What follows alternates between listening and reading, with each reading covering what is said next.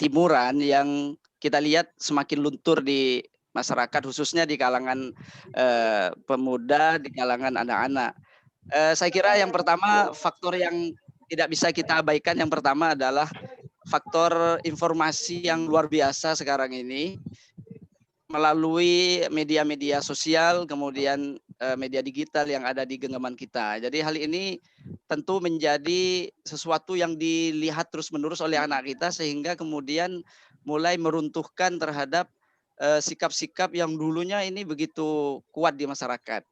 Jadi ada akulturasi budaya yang begitu cepat disebabkan oleh informasi yang begitu mudah saat ini, sehingga dasar kita yang tidak kuat kemudian membuat anak-anak pun mudah tergerus budayanya. Sekarang gini, yang kedua, bagaimana cara menangkalnya dulu?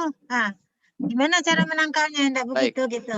Yang kedua ini Bu, yang kedua kita sebagai orang tua juga harus introspeksi. Barangkali memang anak kita mengalami krisis keteladanan dari orang tua juga.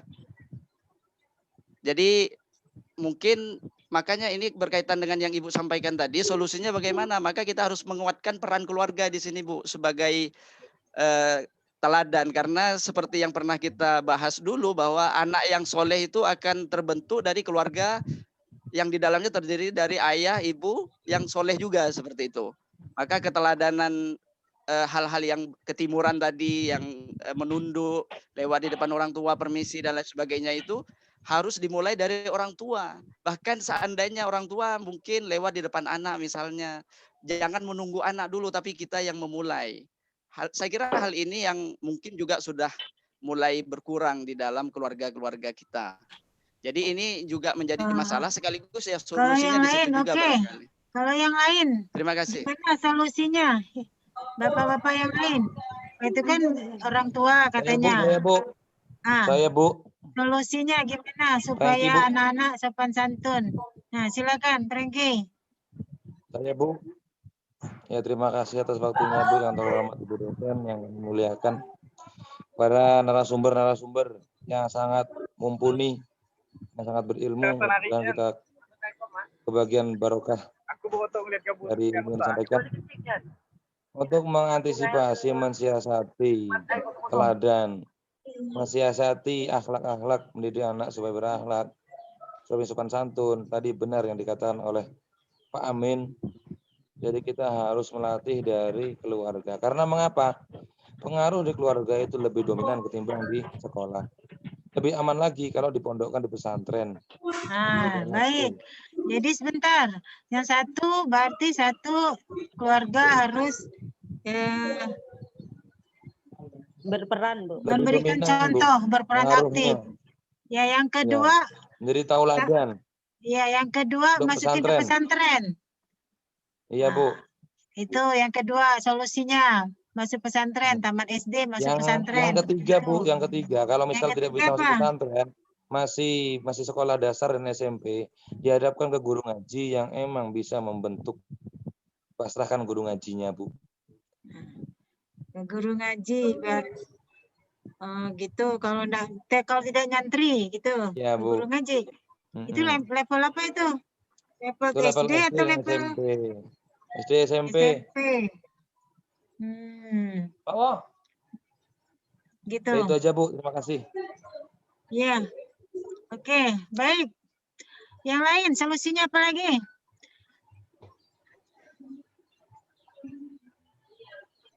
Yang lain silakan, Pak. Itu baru dari hal sopan santun di depan orang tua, sopan santun depan guru yang lebih tua. Nah, sekarang belum lagi hal yang lain. Hal yang lain contohnya gini. Kalau boleh ditambah dari saya, Bu. Nah, boleh, silakan. Nah, silakan, Pak. Kata Nabi itu almar'u ala dini khalili. Jadi seseorang itu akan sangat tergantung terhadap lingkungannya, di mana dia nongkrong, di mana dia bermain. Maka ini juga harus kita perhatikan. Anak kita ngumpul dengan siapa, di mana, kita harus tahu. Jadi ini harus. Ya, berarti Sekarang kalau kita lihat orang tuanya atau orang-orang muda nongkrongnya banyak di warung kopi. Iya, Bu. Umpamanya di warung kopi banyak. Ya. Itu untuk level Mungkin ini dia lah lagi cari mahasiswa ya. klien, Bu. Lagi cari klien bisnis, Bu. Itu untuk level mahasiswa kali ya. Kalau yang level anak-anak ini, ya, siapa bicara? Bu, Nggak ada ya? Septi, Bu. Oh iya, silakan. itu Sambung ini ya. karakter anak yang hari ini tampil di sekitaran kita itu, Bu, dampak dari nikah muda juga, Bu. Nikah muda itu kan dampak dari nikah muda. Nikah muda. Ya, salah satu dampak dari nikah muda, saya lupa saya baca di mana, itu adalah tidak dewasanya seorang ibu dalam mendidik anaknya. Makanya anaknya ibunya yang sosialita, kemudian ya seorang ibu yang kelewat sayangnya karena anak pertama ini akhirnya salah didik, Bu. Anaknya terlalu manja, kemudian sibuk dengan sosialitanya, sibuk dengan dunianya sendiri hingga dia lupa dengan anaknya, sehingga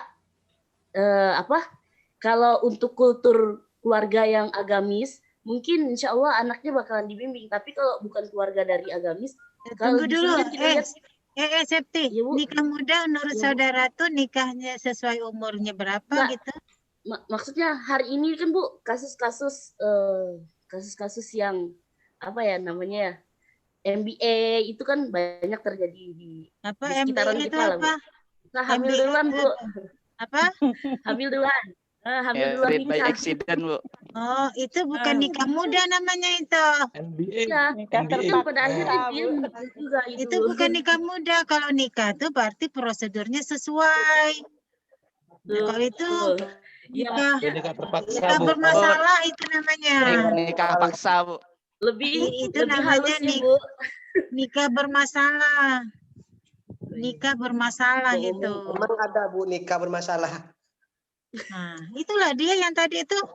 Tanya lagi dia nih. Kalau nikah muda umurnya 19 tahun, namanya sesuai, bukan karena hamil dulu kata ibu tadi. Nah, itu lain persoalan. Tapi kalau nikahnya hamil dulu, itu yang bermasalah. Nah, tapi kalau Septi ini, Bu, sebenarnya udah cukup usia untuk menikah sebenarnya, Bu. Saya tidak tanya itu, Pak. Kita fokus ke sini dulu. Ya. Oke, Bu, siap. Jadi harus dibedain ya. Lalu persentasenya harus jelas. Sedikit lagi, Bu. Apa itu? Itu Kak Septi minta titikan jodoh, Bu. Kalian. Jadi Septi menemukan seorang ibu yang ketika marah anaknya itu tidak bisa membedakan mana kesalahan kecil, mana kesalahan besar. Jadi ketika salah kecil juga marahnya, kan faktor pekerjaan orang tua yang terlalu rumit pekerjaan, sehingga kadang dampaknya itu juga ke anaknya, Bu. Emosionalnya itu lalu kerja tidak ibunya stabil ke atau anaknya salah dikit. Ibunya yang kerja gitu. Bisa jadi dua-duanya, Bu. Kalau ibunya dua-duanya kerja juga bisa kayak gitu, faktor dari sosialita lagi itu pun juga bisa jadi gini, ya peran sosial tadi itu kan ada 3 tadi, keluarga, orang tua, dan budaya sekolah, televisi, media itu kan. Ya ada 4 ya. Nah, sekarang gini, setelah kita sudah tahu situasi sekarang begitu, bagaimana saudara sebagai guru agama di sekolah atau sebagai ustadz-ustadzah meminimkan hal-hal tersebut, jangan sampai terjadi. Nah, itu Kak, berarti kita sebagai warga kampung kita, Kak, bagaimana lah kita punya bermanfaat untuk sekitar kita gitu. Kalau yang berkaitan dengan kita kerja, di lingkungan kerja kita bagaimana supaya hal yang tadi itu bisa diatasi, ya. Memang pendidikan ini tidak bisa berdiri sendiri, banyak hal yang mempengaruhinya, ya. Nah, oleh sebab itu makanya harus bersama-sama mengatasi, ya pemerintah, ya sekolah, ya orang tua. Nah, ini ada masalah lagi yang baru. Kemarin kita baca di mana tuh? Di Pontianak Post ya. Itu prostitusi online. Ada 500 orang.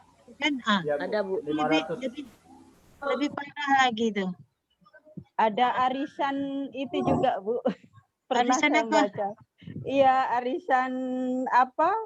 Kayak arisan menggunakan perempuan gitu, Bu. Pernah saya gitu? fakta, iya. Justru Innalillah. pelajar itu yang anggotanya itu banyak pelajar. Karena Ini gini, yang berarti jadi kan ya, berarti itu kaitannya ke dalam ini pemahaman agama di situ.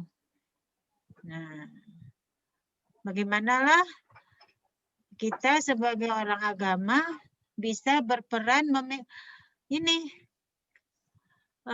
menindaklanjuti hal-hal yang demikian begitu. Ya, jadi itu tadi masalahnya itu kompleks gitu ya. Nah, ya minimal ibna binafsi ku ampusakum wa ahlikum nar. Nah, berarti dari situ ya keluarga, kemudian posisi kita di masyarakat apa? Berusahalah kita untuk amar ma'ruf nahi mungkar di situ. Ya. Itu. Kemudian itu hal-hal yang perlu kita untuk mengatasi ya lingkungannya, utamakan dengan keluarga, tetangga. Minimal kita di rumah berarti karena kan supaya orang itu tidak menyimpang perilakunya, berarti yang diberi kepahamannya adalah kepahaman agama. Dan kepahaman agama. Kalaulah terjadi penyimpangan-penyimpangan itu berarti kepahaman agamanya ada yang kurang. Tanggung jawab siapa? Ini tanggung jawab orang tua. Ku ampusakum wa ahlikum nar. Nah, orang tua di rumah, orang tua guru di sekolah, orang tua di masyarakat, pemerintah. Nah, tapi yang utama orang tua di rumah. Gitu ya.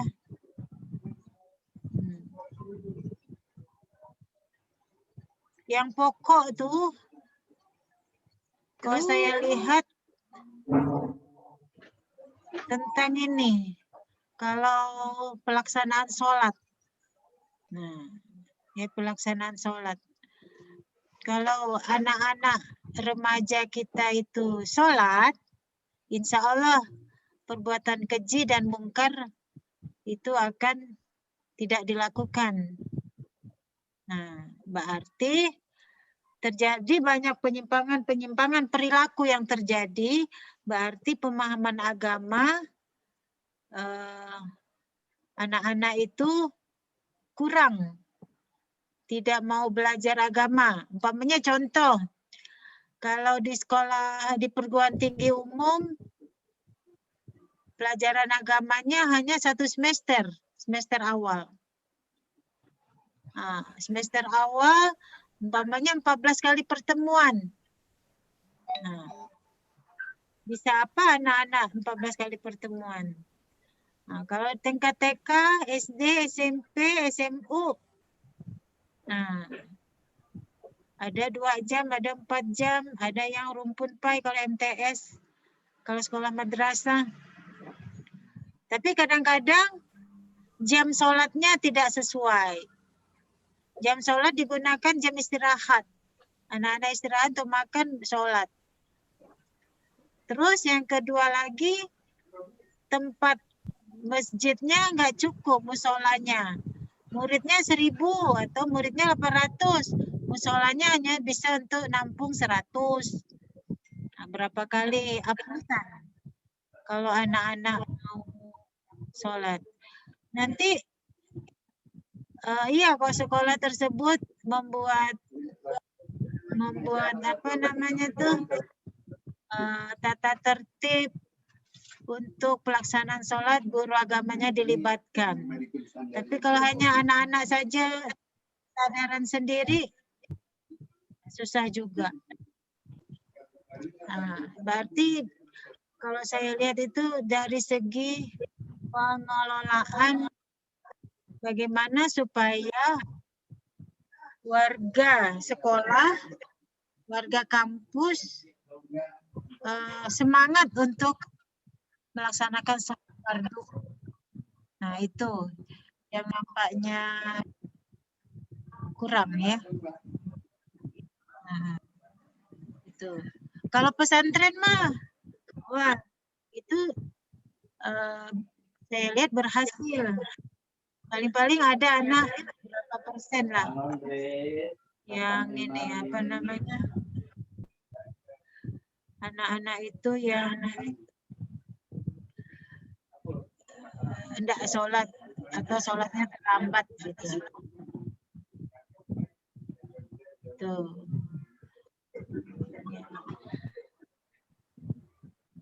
Itu tambahan saya ya. Ini ngapa ya suaranya ini apa? Mantul.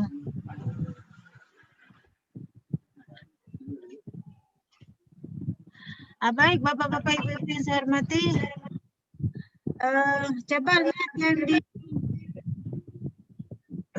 tentang ini tadi, landasan historis. Ada hal-hal yang perlu diinikan di situ tuh.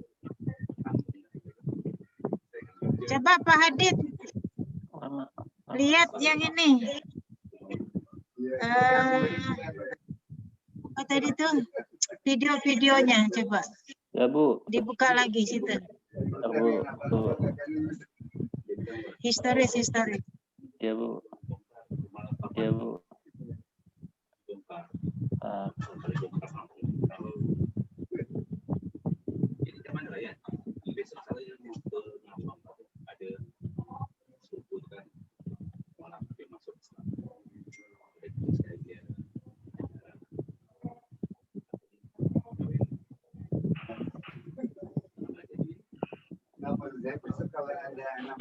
Ya.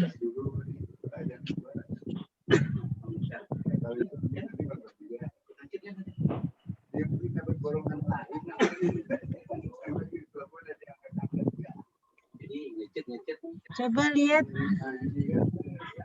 yang nomor 4. 4.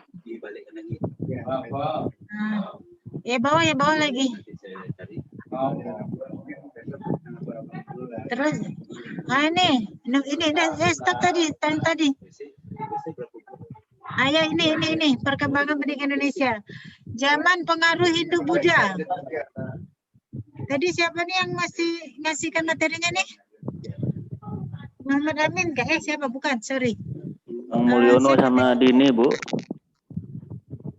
Zaman pengaruh Hindu-Buddha. Mulyono dan Dini, Bu. Mulyono, mana Mulyono?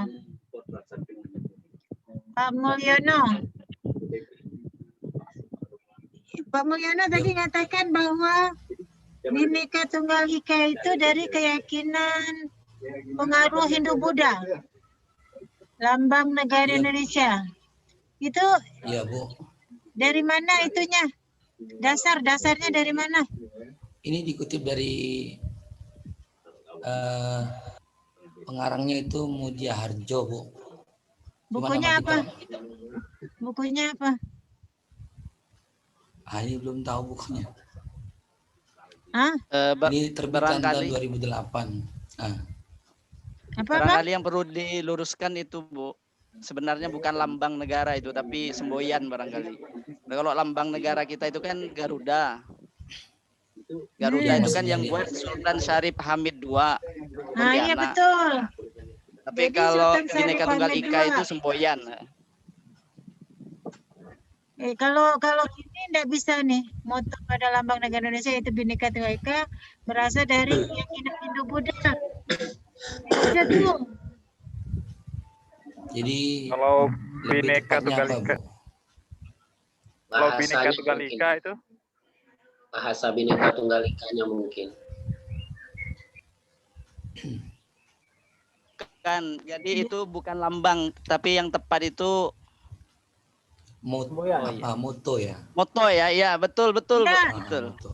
Bahasa Lah, yang sesuai digunakan. bukunya lah. Kan motifnya Bahasa yang dari digunakan mana? itu. Iya. Ah, kutipannya itu dari mana? Kalau ini tidak bisa nih, itu dari emputan tular, kalau harus tidak salah. diperbaiki. Ini Bu dari Emputan nama tular. Itu bukunya Hindu itu memang. sebuah studi. Ya Bu, halo. Dasar-dasar pendidikan pada umumnya dan pendidikan di Indonesia. Itu Lambang negara nama Indonesia kitab. yaitu Garuda Pancasila. Bhinneka pengantar Tunggal Ika pendidik. itu kan. Jadi kalau kalimatnya gini tidak bisa diterima. Kalau Lambang tidak negara salah, Indonesia itu Bhinneka Tunggal Ika secara etimologis dari keyakinan tersebut. Itu betul, Bu. Rupanya, Bu, ada di situ ada kata-kata moto, Bu. Moto pada lambang negara di situ. mungkin gini Bang. Kalau Bhinneka Tunggal Ika itu dari kitab Sutasoma, emputan tular. Itu memang Hindu. Kalau Pancasila, Garuda itu baru Sultan Hamid. Maaf Bu, ini ada dasarnya Bu. Halo. Itu Ya. dari bahasa. Itu udah betul lah tuh Bu, Hindu, memang Hindu. Enggak, etimologis berasal dari keyakinan. Di sini disebut keyakinan. Dari bahasa kok. Kalau memang ini enggak usah disebut keyakinan. Nah, makanya perlu rujukannya dari buku apa. Ini ada rujukannya Bu. Halo Bu. Nah, Ini dalam kitab pengantar pendidikan yang ini apa maksudnya? Pengantar pendidikan yaitu sebuah studi awal tentang dasar-dasar pendidikan pada umumnya dan pendidikan di Indonesia. Itu nama pengarangnya Reja Mudia Harjobo tahun 2008.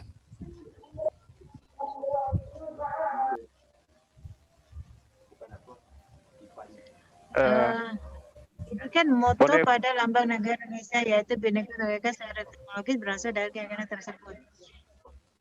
Ini perlu Boleh menanggapi, Bu? diperbaiki karena di situ ada Boleh menanggapi Bu? apa? Boleh menanggapi? Oh ya sebut anak. Bhinneka Tunggal Ika ini memang motonya dari Hindu Bu, sebelum jauh dari Buddha. sebelum merdeka. Iya. Hindu Buddha itu dari kitab Sutasoma karangannya Emputan Tular kalau tidak salah saya Bu. Itu yang tertulis di pitanya Pancasila. Ada di pita Pancasila. Itu yang saya Itu ini kan memang ngapa dari disebut apa? berasal dari keyakinan. Itu salah satu Berasal dari keyakinan tersebut Hindu Buddha.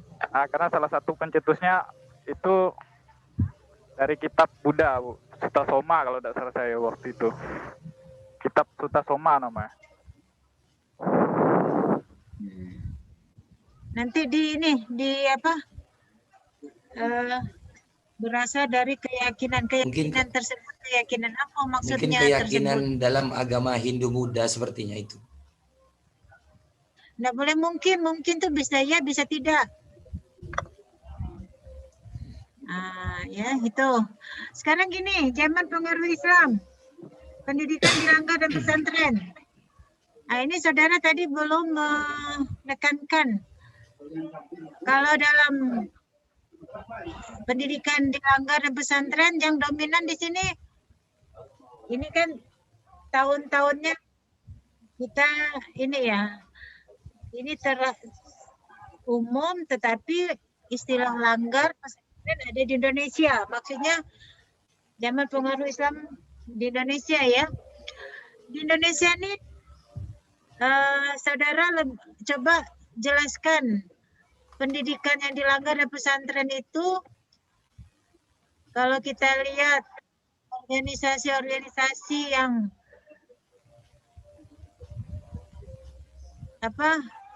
mengelola pendidikan di sini, itu organisasi apa itu?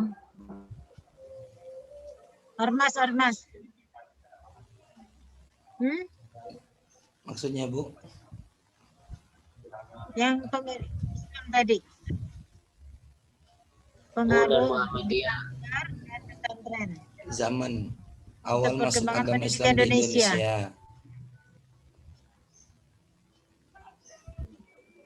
Ya, itu dari apa tadi, pedagang syarat, atau orang pedagang itu dia supaya dia punya usaha, dia berdakwah, dia punya usaha berdagang. Maksud saya yang tahun 1912, 1906 pendidikan yang sudah ada mempengaruhi pendidikan di Indonesia itu oleh organisasi apa namanya? Muhammadiyah, Bu. Apa tuh? Ya, Muhammadiyah dan NU, Bu. Lagi. Dan NU itu ini saudara harus masukkan ini. Zaman pengaruh Islam. Ya, Bu. Dan perkembangan pendidikan Indonesia, kan kita berbicara perkembangan pendidikan Indonesia. Nah, jadi masukkanlah itu Muhammadiyah dan NU. Ya, Bu. Kemudian ya, Bu, yang di Sumatera ada. Bagaimana di sini Wali Songo juga dikutip. Yang sekolah ke mana tuh, ke Mekah. Ulama kita Khatib ya namanya, Ustaz Khatib. Khatib Sambasi ya? Syekh Sambasi Khatib. itu Bu. Al-Minangkabawi. Itu. Oh. Iya, Minangkabawi. Bukan Al-Singkawangi. Ya. Sambasi.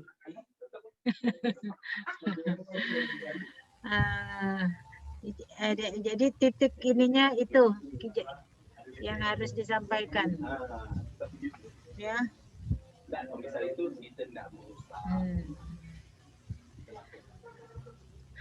Baik, silakan yang lain lagi. Psikologi ya, psikologi nih apa nih psikologi?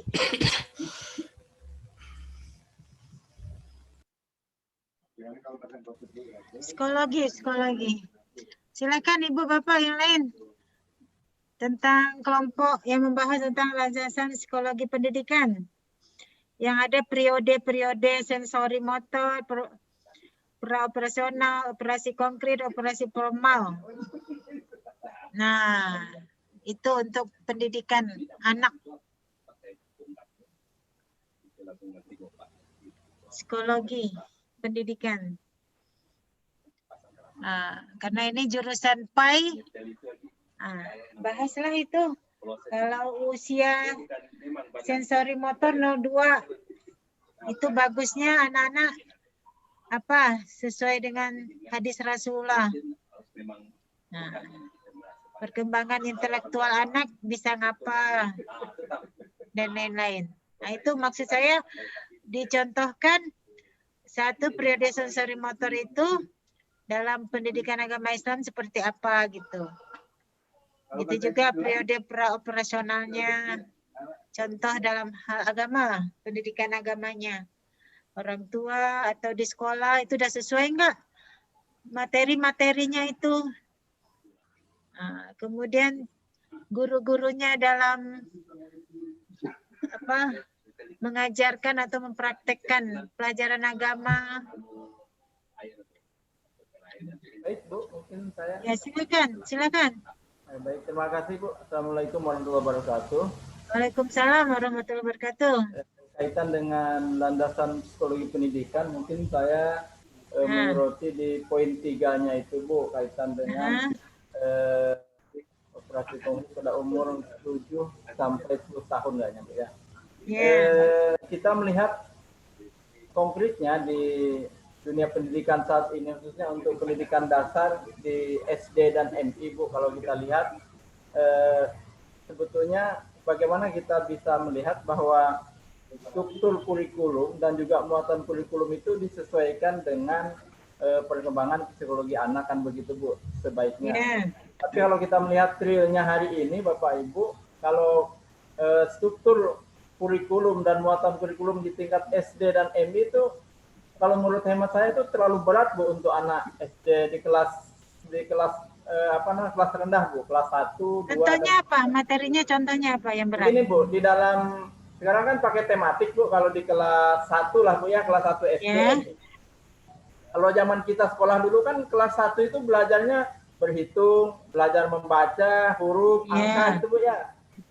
Kalau anak hari ini, kurikulum kita memberlakukan bahwa anak itu seolah-olah sudah pandai menghitung, sudah pandai membaca, dan dia langsung dioperasionalkan. Jadi kalau kita lihat tugas-tugasnya tuh anak seolah-olah sudah tahu baca, sudah tahu nulis, sudah tahu menghitung itu Bu di kelas 1 SD dan MI. Artinya bahwa struktur kurikulum dan muatan kurikulum itu kalau menurut saya belum sesuai gitu dengan tingkat perkembangan psikologi anak. Artinya anak baru masuk SD kelas 1 atau MI kelas 1 sudah dijejali dengan materi tematik, misalnya tema 1 misalnya tentang keluarga gitu Bu ya. Itu kan ada matematikanya itu Bu. Jadi anak kelas 1 itu sebagian besar ya belum tahu baca, belum tahu nulis, belum tahu ngitung Bu. Tapi kurikulum memperlakukan bahwa seolah-olah mereka sudah siap dengan operasional itu, operasional baca. Jadi mungkin ini kajian kita bagaimana kita lihat ini bahwa sebetulnya apa sudah sesuai bahwa struktur dan muatan kurikulum yang ada di Indonesia ini dengan tingkat kesiapan anak dari segi psikologinya. Ayo silakan jawab nih Bapak ini, silakan. Bagus pertanyaannya. Silakan. Siapa tadi nih, kelompok tadi nih? Siapa tadi tuh? Sekali lagi. Psikologi. Ali sama Bang Hadid. Ali dengan Pak Hadid. Ya, Bang Ali. Silakan.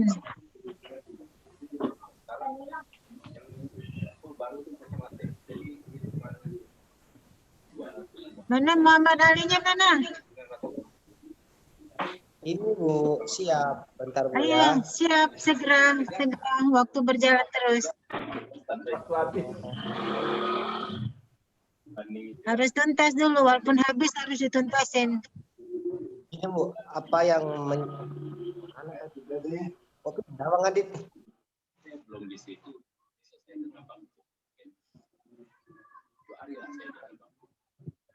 Nah, ya. Oke. Baiklah, mungkin nanti bisa ditambahkan sama Bang Adit. Sedikit saja dari saya. Ini kan perkembangan intelektual yang dikemukakan oleh Reagan ini. Di umur 0 sampai 2 tahun adalah periode sensori motor. Lalu tadi sesuai pertanyaan Pak Ajat tadi, gimana ngatasinya tuh yang untuk anak ini kaitannya di kelas dengan kurikulum tematik. Nah, secara psikologi gimana gitu?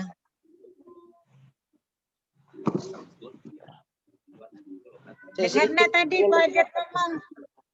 Ini kan permasalahan di umur segitu dengan kurikulum yang dipersiapkan, sepertinya antara kurikulum kemudian dengan daya tangkap si anak tadi itu kayak tidak berimbang. Kan begitu kan Bu? Apa permasalahannya? Penyediaan kurikulum kemudian dengan daya tangkap si anak tadi itu kayaknya tidak berimbang. Jadi yang nomor 3, operasi konkret untuk anak SD. Solusinya gimana menurut Bapak tuh, kurikulumnya tinggi? Ini solusinya gimana? Kalau di dalam dunia pendidikan itu ada istilah sosial kultural itu, karena memang segala jenis proses pembelajaran karena memang tidak semestinya harus menyesuaikan dengan kurikulum yang telah ditentukan. Walaupun itu yang menjadi tolak ukurnya adalah kota-kota besar. Kalau misalkan itu di daerah pedesaan atau di perkampungan, itu terkadang memang kendala oleh fasilitas untuk merealisasikan terhadap kurikulum itu, sehingga kurikulum itu tidak tercapai. Sekarang gini, maksudnya gini, kan kurikulumnya ada begitu. Seolah-olah nih Pak Muhammad Ali ini kepala sekolah nih, bukunya ketinggian nih untuk anak kelas 1 nih. Ada solusi enggak? Kita menggunakan sosial kultural. Apa? Kita menggunakan sosial kultural yang mana pembelajaran itu sesuai dengan poros daya tangkap anak didik tadi. Jadi memang tidak, kalau misalkan di sekolah saya ya, di sekolah saya itu terkadang mata pembelajaran, judul materi yang disajikan oleh guru, buku pegangan guru itu terkadang memang sulit ditangkap ataupun dipahami oleh siswa. Nah terkadang. Nah, jadi solusinya? Biasanya saya menggunakan solusi perbandingan. Materi itu tetap saya sampaikan, namun dengan menggunakan fasilitas apa yang menjadi kultur sekolah itu sendiri. Contoh misalkan kalau di kelas 2 SMP itu ada materi tentang ini kelas 1 loh. Tadi contohnya kelas 1 SD sesuai dengan periode operasi konkret umur 7 tahun. Bukan SMP, ini kelas 3 ini. Kelas 1. Gimana jadinya solusinya?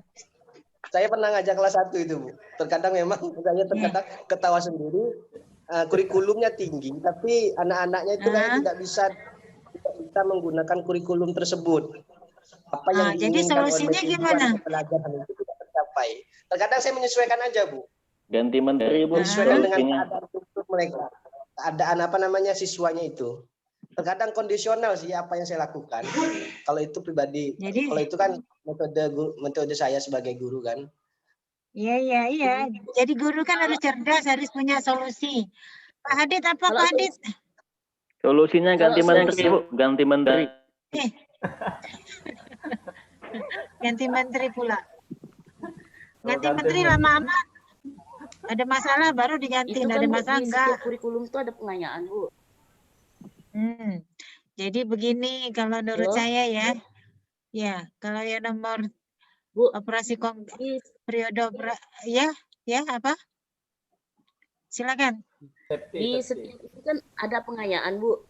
Jadi fungsinya pengayaan itu kan supaya ketika kurikulum itu tidak sesuai dengan kebutuhan kita dapat menyesuaikannya, Bu. Kalau saya kelas 1, kalau untuk anak kelas 1 itu, Bu, dikasih tugas dan lain sebagainya sesuai dengan itu tidak nyambung, karena kalau saya di sekolahan itu anak-anak tuh tidak semuanya bisa membaca, menulis dan menghitung. Jadi menyesuaikan menyesuaikan dengan kebutuhan anak.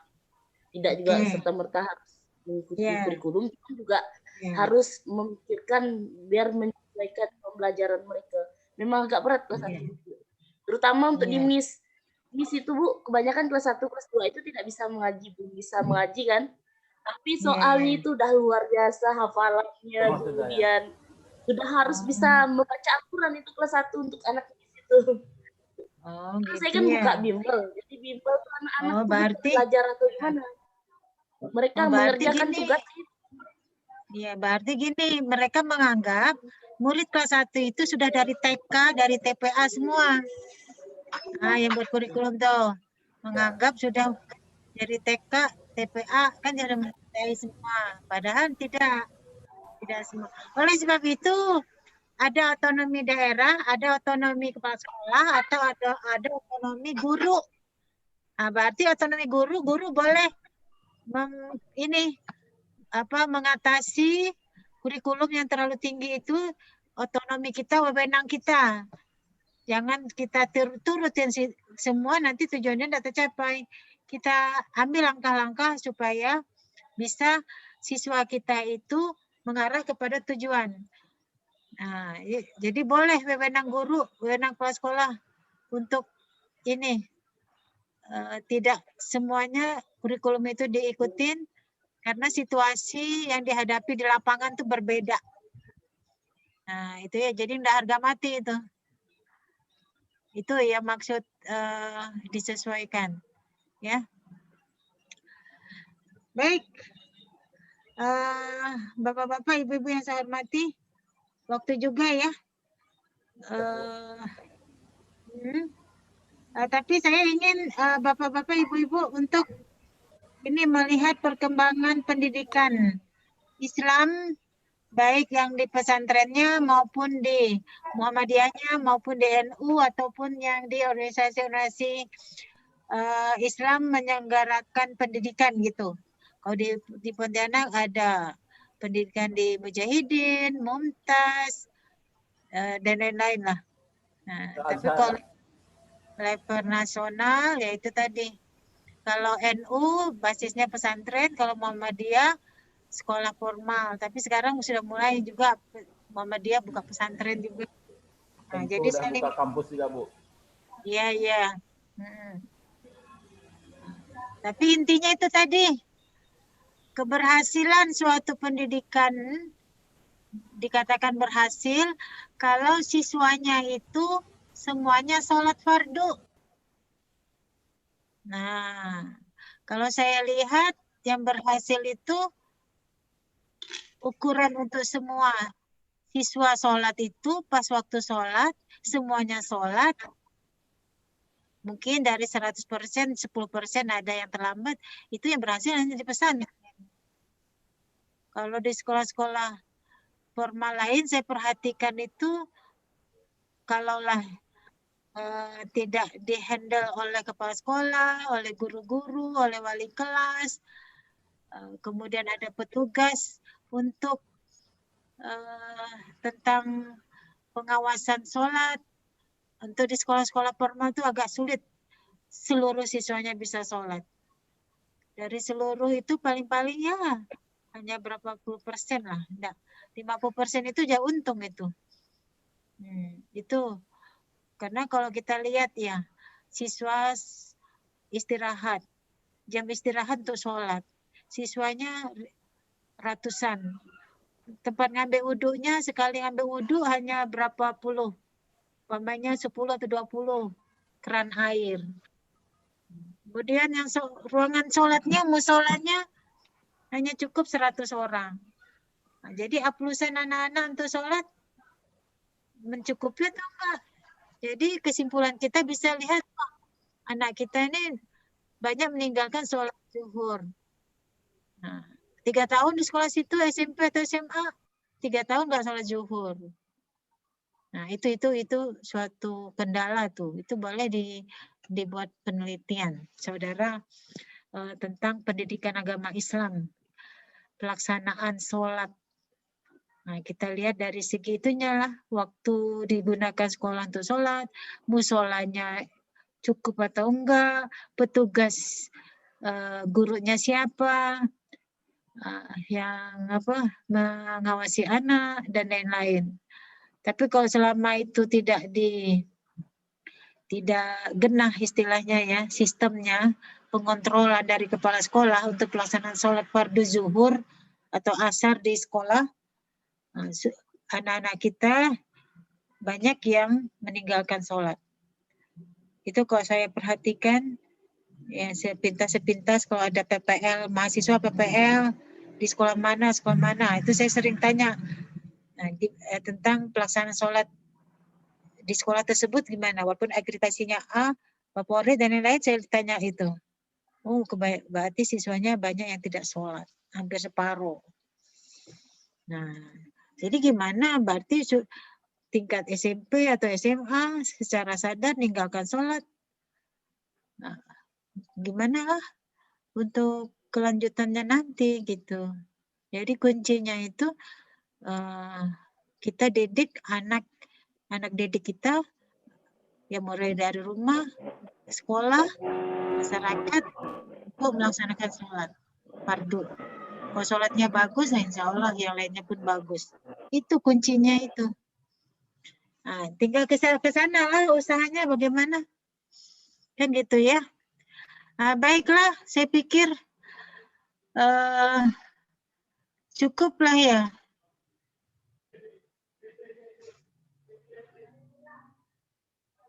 Ya. Iya, Bu. Cukup sampai. Baik, Bu. Baik, Bu.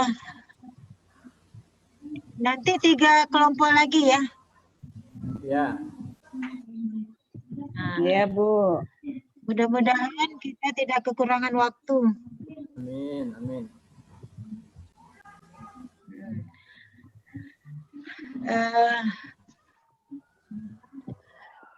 Pak Abdul Majid tadi tidak ada bicara ya? Yang lain-lain mana lagi nih ke senyum-senyum?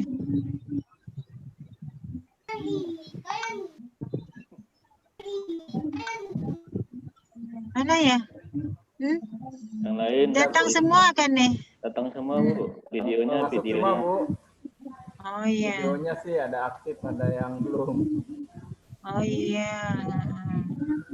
Ya nanti Bu Rahmawati diinin. Absen, Bu Rahma. Baiklah Bapak Ibu. Dan saya yang aktif-aktif di absen plus Bu Rahma. Kan gitu kesepakatannya begitu. Kalau yang diam enggak plus. Iyalah. Kalau materi baiklah Bapak Ibu yang saya hormati, kita tutup saja pertemuan kita ini dengan membaca doa kifaran batin. Bismillahirrahmanirrahim. Subhanallah bihamdihi, subhanakallahumma wa bihamdika, asyhadu an la ilaha illa anta, astaghfiruka wa atubu ilaik. Subhanarabbika rabbil izzati amma yasifun, wa salamun alal mursalin, walhamdulillahi rabbil alamin. Assalamualaikum warahmatullahi wabarakatuh. Waalaikumsalam warahmatullahi wabarakatuh. Oh ya, ada semuanya nih, muncul nih semua nih. Ada, Bu. Apa wajah-wajahnya Ada, nih? Bu. Jadi kemana? Ada. Iya. Nova tadi mana? Bu Yang Eka merokok tadi, Bu. sembunyi nyumput dia.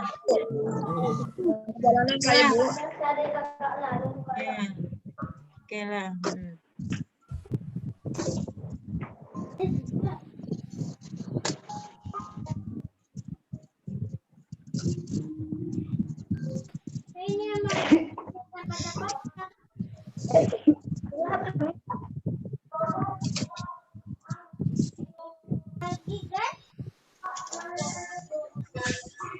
Baik Bapak Ibu, minggu depan lanjut kelompok lagi 8, 9, dan 10 ya. Jangan lupa. 8, 9, 10. Pendek-pendek ya, tak usah panjang-panjang. Kayak tadi lah pendek-pendek. Judulnya aja, sebutkan judulnya aja udah. Udah. Isinya baca seorang ya. Nanti kan dibahas lagi sama-sama. Betul lah. Baik Bapak Lagi Ibu, Putri tadi kuliahnya dari jalan tuh, pulang kondangan. Izin nih Bapak Ibu. Oke, nanti sampai ketemu nanti malam jadi kah Bang Andit? Mana nanti malam? Tak ada Bang. Jadi kah? Tak ada. Nanti malam. Udah ada kan? Malam. Oke, sip. Kalau udah ada mau jalan-jalan. Boleh Bang. Nanti malam Bang Adit, nanti kami main ke rumah Bang Adit. Siap. Pak Ketuanya mentang-mentang kolam dah jadi langsung malam pun kuliah. Jadi malam. Oke, malam Assalamualaikum. Ya, Assalamualaikum. Ya, kami love juga Bapak Ibu. Assalamualaikum. Assalamualaikum Bu, Pak. Ya, sama-sama. Assalamualaikum.